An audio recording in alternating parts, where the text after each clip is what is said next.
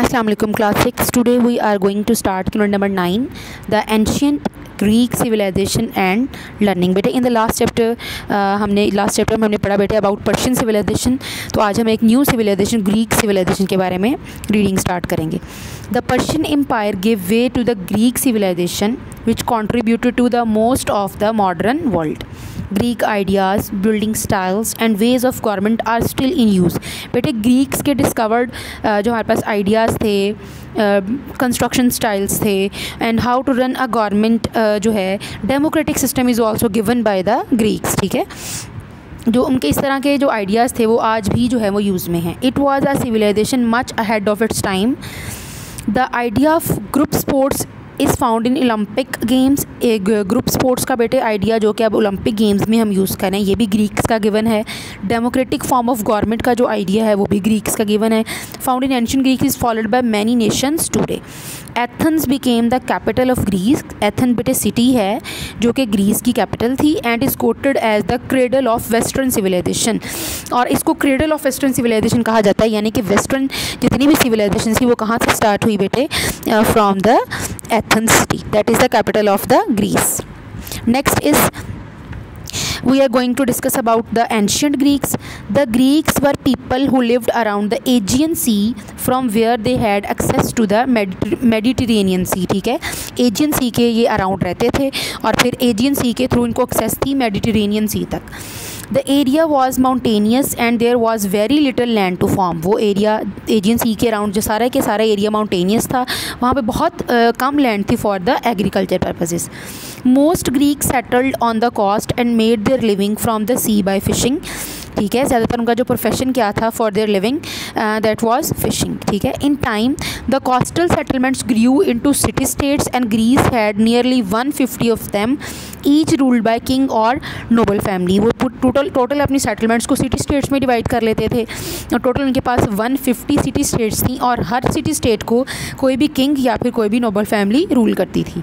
The strongest of these city states were Athens and Sparta. Two जो हैं strong city states थी. First one is Athens, that is the capital city of Greece, and second one is Sparta. ठीक है, now we will discuss about Athens. Athens grew rich through trade as it also had a strong navy.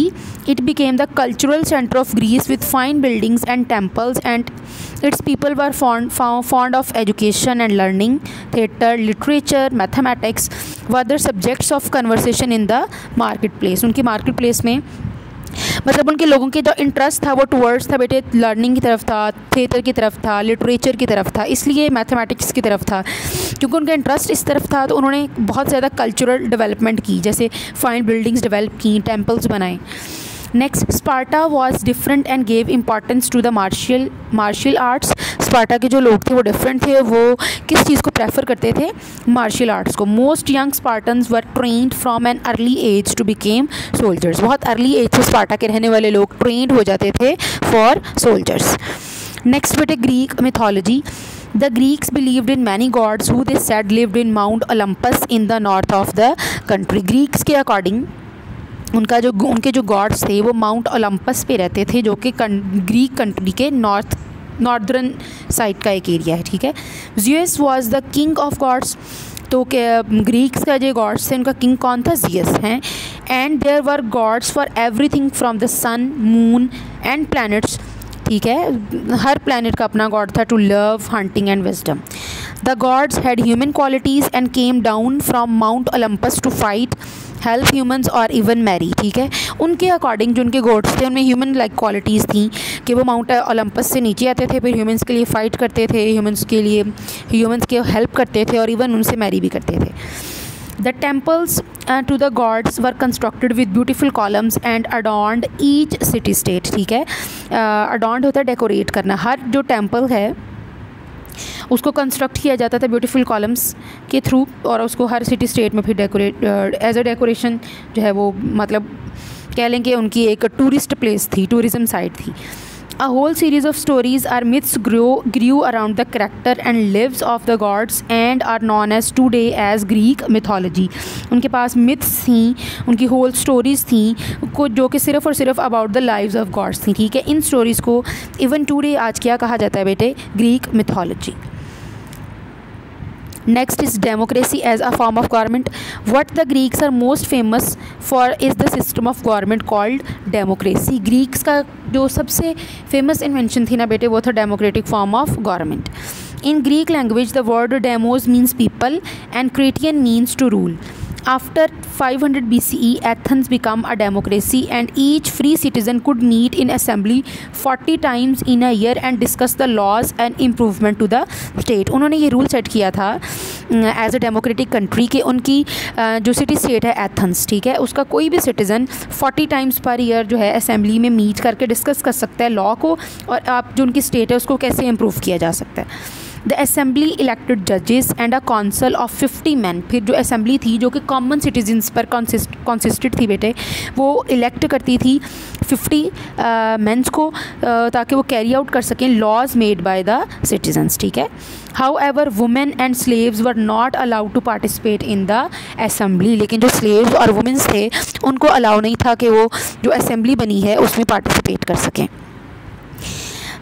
The other features that set the Greeks apart from others in Europe was their learning and education. Second जो important feature था उनका क्या था? learning and education.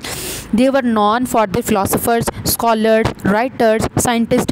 उनके बड़े famous बेटे Greeks में से हमारे पास philosophers भी हैं, scholars भी हैं, writers भी हैं, scientists भी हैं. कुछ examples हैं Plato, Socrates, Aristotle, Pythagoras and Archimedes who were famous for their knowledge and admired even today. बेटे आपने प्लाटो के रूल्स पढ़े होंगे, सोक्राट्स के बारे में भी पढ़ा होगा, एरिस्टोटल के बारे में भी पढ़ा होगा, पैथागोरास के बारे में भी पढ़ा होगा, ठीक है. इनके जो नॉलेज और इनको आज भी इवन टुडे भी इनके रूल्स यूज़ किए जाते हैं. जैसे आर्किमिडीज का हम प्रिंसिपल फिजिक्स में यूज़ करते हैं, ठीक है. एरिस्टोटल को हम बायोलॉजी में यूज़ करते हैं, पैथागोरास का थ्योरम हम यूज़ करते हैं मैथमेटिक्स में. Herodotus is called the father of history and Hippocrates was famous for his writing on medicine. एक और बेटे अपने वो हिस्टोरियन का डिस्कस करते हैं जिसका नाम है हेरोडोटस, उसको फादर ऑफ हिस्ट्री कहा जाता है. He is also a Greek man, ठीक है. Pythagoras theorem about triangles is still in use today and Archimedes is considered as the most brilliant mathematician and engineer of his time. Athens was the set of knowledge in those days. Greeks were the first people to write books on history and geography. History और geography के for the first time जिन्होंने books write की, they were also the people from the Greece. These books did not just describe things but also explained how and why things happened. उन्होंने just चीज़ों को describe नहीं किया बल्कि उन चीज़ों के पीछे जो जितना भी मैकेनिज़्म था, जितना भी प्रोसेस था, उसको भी डिस्क्राइब किया कि ये चीज़ें कैसी हुई और क्यों हुई. Greek influence lives on today not only in knowledge but also in classic buildings around the world, in the Olympic Games and in the writing of plays and the theatres for performing them. वो सिर्फ हमारे पास classical knowledge हमें provide नहीं करते, Olympic games में हम जो theatre में जितना भी वर्क हो रहा है उनमें से भी जो है हम ग्रीक जो है हिस्ट्री उसमें से ज़रूर कुछ ना कुछ पिक करते हैं. नेक्स्ट इस बेटे अ फेमस ग्रीक जिसका नाम है अलेक्जेंडर ऑफ मैसेडोन, उसके बारे में हम रीड करेंगे.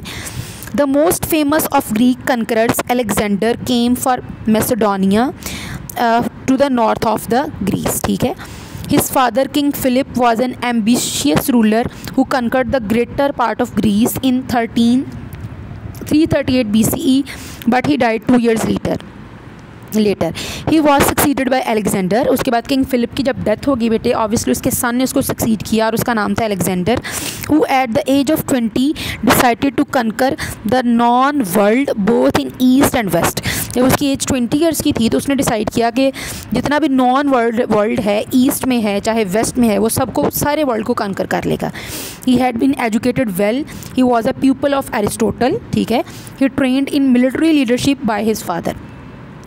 Alexander was successful as a conqueror because of military tactics and the skills of his army. उसकी जो आर्मी थी वो बड़ी स्किलफुल थी और इसकी अपनी भी मिलिट्री टैक्टिक्स जो थी वो बहुत एफिशिएंट थी, जिसकी वजह से वो एक सक्सेसफुल कनकरर था. They fought in the formation known as the phalanx. वो एक फॉर्मेशन में फाइंड आउट फॉट करते थे, उस फॉर्मेशन का नाम था Fehling's, with men marching close carrying long spears to attack the enemy.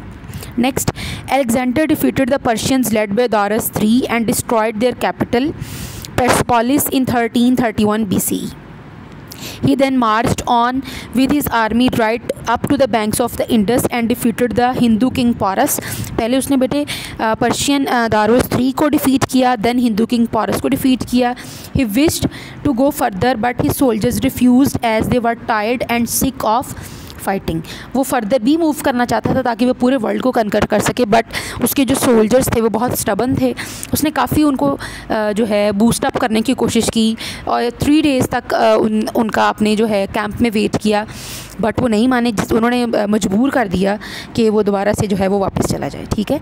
Alexander turn back but he felt left behind Greek governors for the conquered land. ठीक है. वो वापस तो चला गया, लेकिन वहाँ पर जो उसने लैंड कनकर कर ली थी, जो फ़तह कर ली थी उसने जो एरिया, वहाँ पर ग्रीक गवर्नर्स छोड़ गया ताकि वो उस लैंड को रूल आउट कर सकें. The movement of Greek armies and officials led to the spread of Greek influence around the conquered countries. We know about the Greeks through the Gandhara culture in the northwest of the subcontinent. In the brief span of 10 years, Alexander had created a large empire. ठीक है. उसने सिर्फ 10 years rule out किया, लेकिन इस 10 years के brief span में उसने एक बड़ी एम्पायर बना ली, जिसमें कौन कौन सी बेटे अब करंट कंट्रीज़ आती हैं. Egypt, Persia, Mesopotamia, present day Turkey and Israel and the Indus basin in the subcontinent. He knew he had to rule well to keep his empire together. He left behind his generals as governors in the conquered regions. ठीक है. उसने अपने कुछ generals छोड़ दिए, उनको फिर governor का जो है वो ऑफिशियल गवर्नर ऑफिशियल्स जो है उनको अनाउंस कर दिया.